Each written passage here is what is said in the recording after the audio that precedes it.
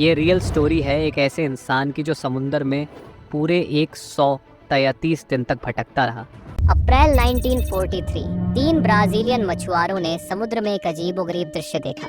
करीब 9 मील दूर एक कमजोर और बीमार बुजुर्ग आदमी एक छोटी लकड़ी की बोट के साथ संघर्ष करता हुआ दिखाई दिया। उसके हाथ में एक टी शर्ट थी और वह उन्हें इशारे कर रहा था। यह आदमी इतनी बुरी हालत में होने के बावजूद हिम्मत नहीं हारा था।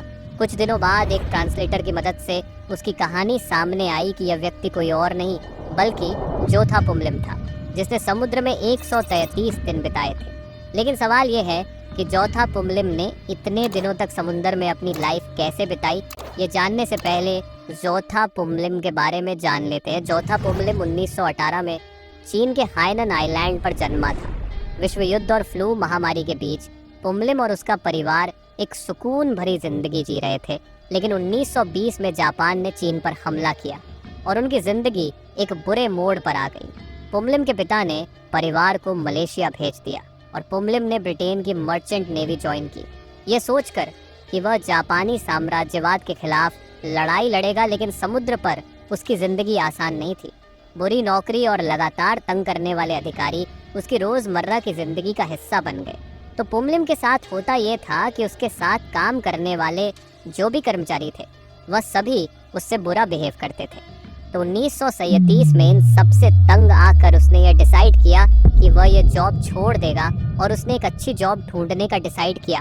कुछ सालों तक जोथा पुमलिम ने मैकेनिक की नौकरी की, लेकिन जब वहां जापान ने कब्जा करने की कोशिश की तो उसे वहां से भी भागना पड़ा। फिर 1941 में पुमलिम ने समुद्र पर लौटने का फैसला किया। अगले कुछ सालों में उसने कई जापानी हमलों से बचते हुए बिताए। फिर 1942 में उसे एक बड़े ट्रांसपोर्ट शिप पैनलोमोंट पर काम मिला। यह शिप 420 फीट लंबी और 4500 टन भारी थी और सेकेंड वर्ल्ड वॉर के दौरान फौज की सप्लाई ले जाने का काम करती थी। 23 नवंबर 1943 को यह शिप साउथ अफ्रीका के केप टाउन से शुरू होकर 1500 मील दूर न्यूयॉर्क जाने वाला था। हालांकि शिप के पास सुरक्षा के लिए एक छोटी गड़े थी और सबको पता था कि अगर हमला हुआ तो शिप की बचने की उम्मीद नहीं थी। यह शिप बहुत धीमी थी और इसके बैलेंसिंग टैंक्स में समुद्री पानी भरा हुआ था। यह शिप एक मशहूर रूट से गुजर रही थी जहां जर्मन सबमरीन नियमित रूप से शिकार करती थी। कुछ दिनों बाद बैनलोमोंट को एक जर्मन सबमरीन ने ढूंढ लिया। सबमरीन के कैप्टन ने शिप को एक वार्निंग नोटिस भेजा, लेकिन शिप के कैप्टन ने कोई जवाब नहीं दिया। दोनों के बीच लड़ाई की तैयारी शुरू हो गई। फिर कुछ ही देर में सबमरीन से 2 टोरपीडो आगे गए और वे बैनलोमोंट की ओर बढ़ने लगे और टोरपीडो शिप के किनारे से टकराए, जिससे बड़ा धमाका हुआ। इस धमाके में 54 क्रू मेंबर्स ने अपनी जान गंवा दी।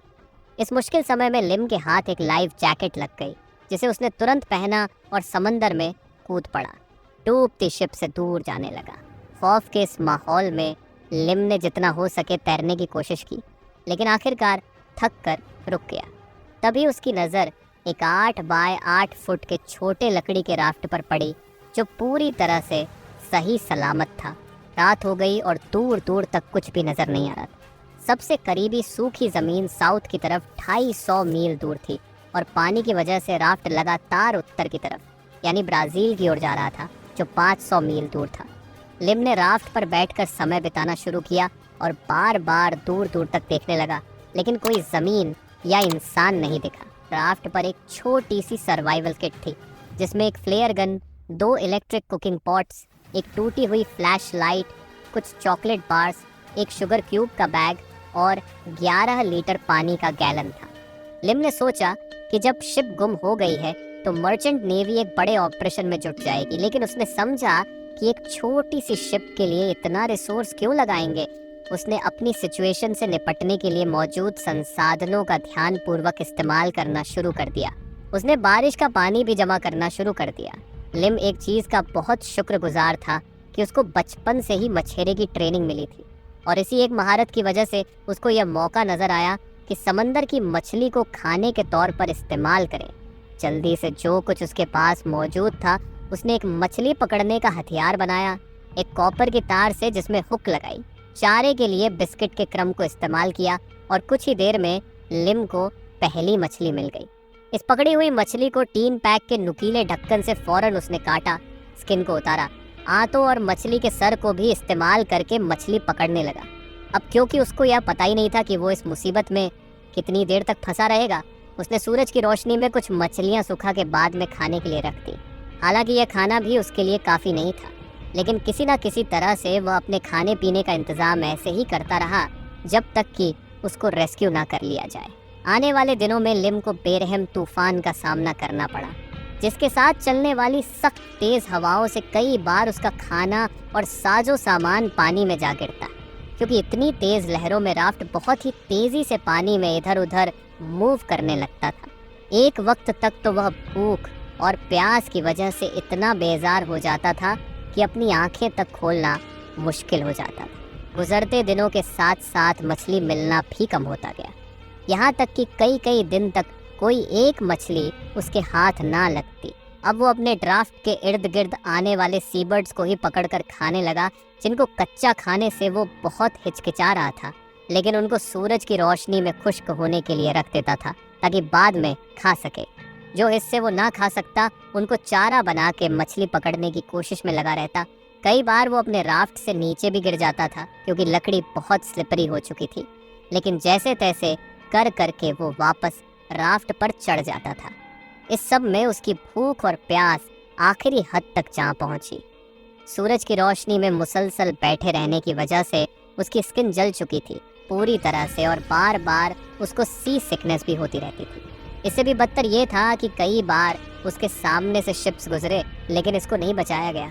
एक बार तो सिर्फ इतनी ही दूरी पर जितना किसी पत्थर को हाथ से फेंका जा सकता हो। यहाँ तक कि क्रू के लोग डेक पर आए भी, उसको देखा भी। इसने आवाज़ दी इंग्लिश में, लेकिन शिप अपने रास्ते पर चलती रही और देखने वालों ने ऐसे महसूस करवाया जैसे उनको यह मंजर नज़र ही नहीं आया, जिसको देखकर वह सोचने लगा कि सिर्फ चाइनीज़ होने की वजह से उसको कोई नहीं बचा रहा। दूसरी तरफ से देखें तो पास से गुजरने वालों को ये जापानीज लगा होगा, या फिर ये भी हो सकता है कि German you boats fake survivors को पानी में छोड़ के रेस्क्यू करने वाली शिप को टोरपीडो का निशाना बना सकती हो।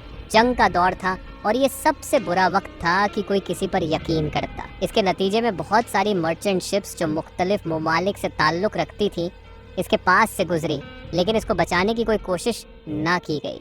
उसके बाद एक यूएस नेवी प्लेन इसके बिल्कुल सर के ऊपर से उड़ता हुआ गुजरा। एक प्लेन तो इसके पास बॉय फेंक कर चला गया, और ये ट्रैकिंग डिवाइस होती है समंदर में जो इस्तेमाल की जाती है। इससे लग रहा था कि शायद वो इसको बचाने का प्लान बना रहे हैं, लेकिन बदकिस्मती से एक और तूफान आया और ये उस बॉय से बहुत दूर चला गया। इससे पहले कि क्रू वापस आता और इसको देखते ये फिर से गुम हो चुका था समुंदर में। फिर कुछ देर बाद उसको एक जर्मन यूबोट ने देख लिया, और हो सकता है ये वही हो जिसने बेनलुमंड को डुबाया था। यूबोट का क्रू सी गर्ल्स पर निशाना लगा रहे थे। वो रुक गए, इसकी तरफ देखा और वहाँ से चले गए, और किसी तरह की भी मदद नहीं की गई। इसकी यह सब होता देख लिम को अब किसी से कोई उम्मीद ही नहीं रही, और वो यह जान चुका था कि अब बस वो आहिस्ता आहिस्ता भूख या प्यास की तकलीफ में इधर ही मर जाएगा। फिर किस्मत ने पलटा मारा और उसको एक छोटी सी उम्मीद नजर आई। इस वक्त वो साफ शफाफ पानी से गुजर रहा था, जो इतना साफ था कि उसको फिशरमैन के दिन याद आ गए, जिससे उसको पता लग गया कि पानी से लैंड दिख रही है, मतलब वह लैंड के पास आ रहा है। फिर 5 अप्रैल 1918 में 133 दिन बाद उसको अपनी तरफ आती हुई एक छोटी सी फिशिंग बोट नजर आई। कुछ घंटों में उसकी ज़िंदगी के बुरे लम्हे ख़त्म हो गए। उसको 3 ब्राज़ीलियन मछेरों ने रेस्क्यू कर लिया। तकरीबन 19 वीक्स तक लिम अटलांटिक ओशन में ज़िंदा रहा। उसका 20 किलो वज़न भी कम हो चुका था, क्योंकि ना उसको प्रॉपर कुछ खाने को मिला ना पीने को। 1 महीना रेस्ट करने और खाने पीने के बाद उसमें कुछ जान आई। इस वक्त वो ब्राज़ील के हॉस्पिटल में था, और डॉक्टर्स ने कहा कि अब वह ठीक हालात में है। जब उसकी स्टोरी का दुनिया को पता लगा, ये आम सा इंसान एक इंटरनेशनल सेंसेशन बन गया। इस स्टोरी से पैसा बनाने की खातिर ब्रिटिश काउंसिल ने लिम को 1943 में लंदन बुलवाया। वो कुछ देर के लिए रास्ते में मायामी और न्यूयॉर्क में भी रुका, और बाद में ब्रिटिश एम्पायर की तरफ से उसको मर्चेंट नेवी में सर्विस करने पर किंग जॉर्ज 6 की तरफ से मेडल भी दिया गया। यही नहीं, रॉयल नेवी ने लिम से समंदर में ज़िंदा रहने से मुताल्लिक बहुत कुछ सीखा, ताकि वह अपने लोगों को यह सिखा सके। उसके बाद लिम यूएस में सेटल हो गया। पहले तो उसे सिटीजनशिप देने से मना कर दिया गया, क्योंकि उस समय चीनी इमिग्रेशन का कोटा भर चुका था। लेकिन उसकी किस्मत ने साथ दिया। सेनेटर वॉरेन मैग्न्यूशन ने कोटा में एक जगह बढ़वा दी। जब लिम को बताया गया कि इतिहास में कोई भी व्यक्ति राफ्ट पर इतनी देर तक समुद्र में जिंदा नहीं रहा, तो उसने कहा कि वह बस यही चाहता है कि यह रिकॉर्ड किसी के साथ दोबारा न हो। उसका मतलब था कि ऐसा हादसा किसी के साथ फिर से न पेश आए। लिम ने अपनी बाकी की जिंदगी ब्रुकलिन, न्यूयॉर्क में बिताई और 1991 में दुनिया को अलविदा कह दिया। इसी के साथ इस वीडियो को एंड करते हैं। अगर आपको वीडियो पसंद आई हो तो सब्सक्राइब करें। Thank you.